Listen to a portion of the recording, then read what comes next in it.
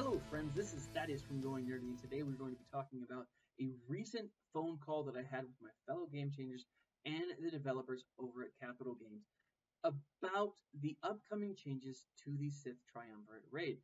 I am making this video at 12:02. There are probably going to be problems. This is the last time that I'm going to edit it, but hopefully I won't have to edit it much tomorrow at lunch. The events should be live, or the notification of what changes will occur will be live sometime tomorrow, most likely. Now, if other changes occur, then it'll be probably later this week. But be prepared for them to. We know that the changes to the Sith raid are coming this week. That being said, I do want to talk about most of the changes that take place or revolve around the feature of Expose, the mechanic of Expose. Stormtrooper Han, I won't really get into. I understand why they did it, and I understand why they're tweaking it. The Expose change is something that I've really had a hard time wrapping my head around because it's been a feature in the game since Finn was introduced, which was over a year and a half ago, maybe, something like that. And so why the big change now? And the concept behind this is Expose was meant to be a high risk but a high reward ability. Under a Finn lead, that wasn't something that landed every single time. However, under a Rey Jedi training lead, it can, and it lands way more consistently. And so because it lands way more consistently, it does way more damage. Currently, in a raid, the amount of damage that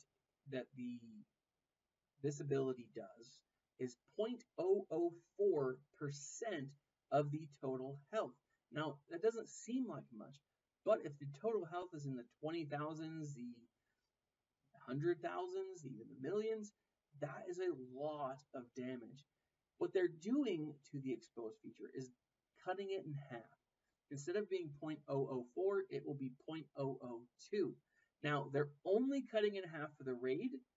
Now, again, the idea was this isn't something that should trigger every single time, but it should trigger often, or it should trigger, from time to time. And when it does, that's going to do a ton of damage. Now, this will not be this will not take an effect, or this will not have an effect on other areas of the game. So territory wars, other territory battles, just the regular, game modes, those won't play into it at all.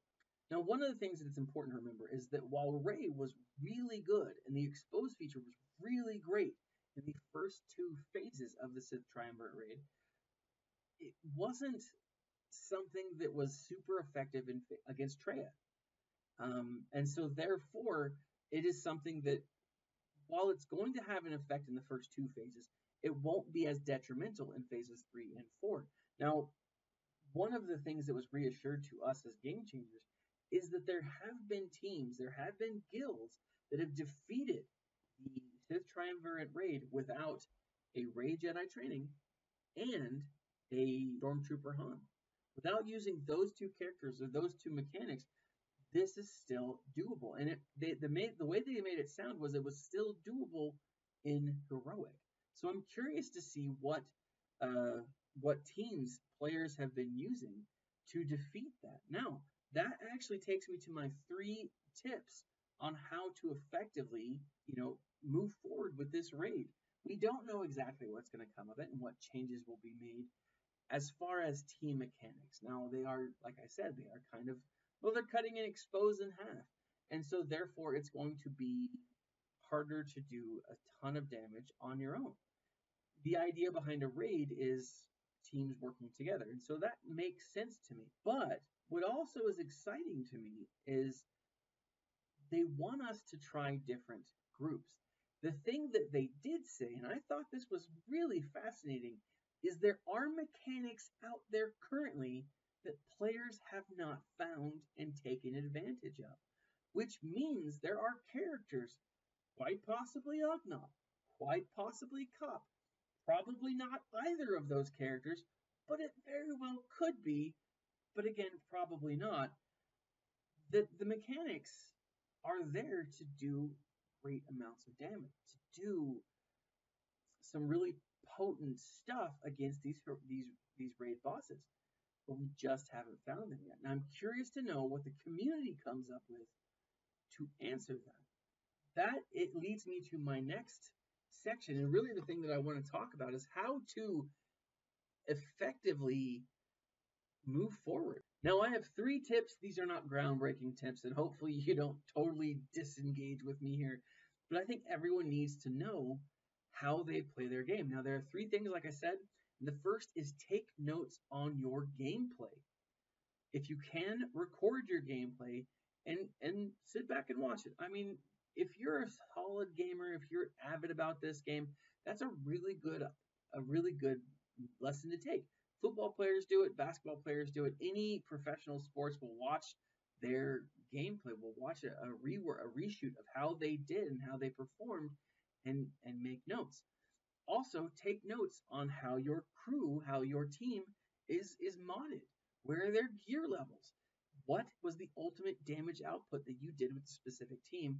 Then tweak it. Tweak the mods. Change the gear levels if possible. And ultimately, did they perform better or did they perform worse?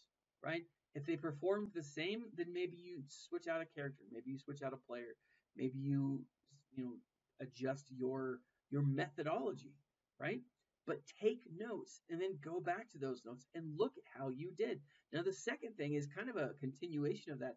Show your notes to your community. I mentioned this in a video a couple of days ago. Create a functional document. Go to a Word document, something, I don't know, a Google Doc. I'm not entirely sure how you would do this. Google is the way that I would know. I'm sure there's other sources out there. But create a document. Share it with your guild. Say, this is the team that I used in phase 1. This is my methodology. This is my plan of attack. These are the mods that I had on them. These are the tools that I used. And this was the final damage output. And then talk about that with your community. Was it effective? Was it not effective? Was it something that you could use as a continuing process? Can someone in your guild help you better your team? What I love about this is we all have our list of favorite characters, the tunes we use the best, the most often. And those are the ones we're most familiar with. Someone in your guild is going to be familiar with other tunes, and they're going to give you a suggestion on how to use the team that you used with a character that they are more familiar with. And that suggestion could mean the difference in 100,000. It could mean a difference in 1 million damage that you do in a later attack. So keep that in mind. Now, the last thing that I really want to say, and this is something that I think is very evident, self-evident, you might say, but it's important to look for other resources. There's other websites, Reddit. The forum itself is going to have a lot of great tips, but there's other great websites. If you go to my friend gamingfans.com, he's got a great website. Cheat Code Visa has a wonderful podcast that, while they're not just entertaining to listen to, they do provide great resources for players to really help you out. There's another podcast, Radio Free Tattooing. Great guys, love the game, love playing. Check them out. And you might find that they give you information that I can't or that I haven't. So with that being said, guys, how do you view these most recent changes? What are you expecting to see from this update? Hopefully your view of the game isn't totally decimated because of this. But what do you think? And if you're watching this after the reworks have taken place, how has your methodology changed? How has your damage changed over the course of these last couple of days or even weeks or maybe even months?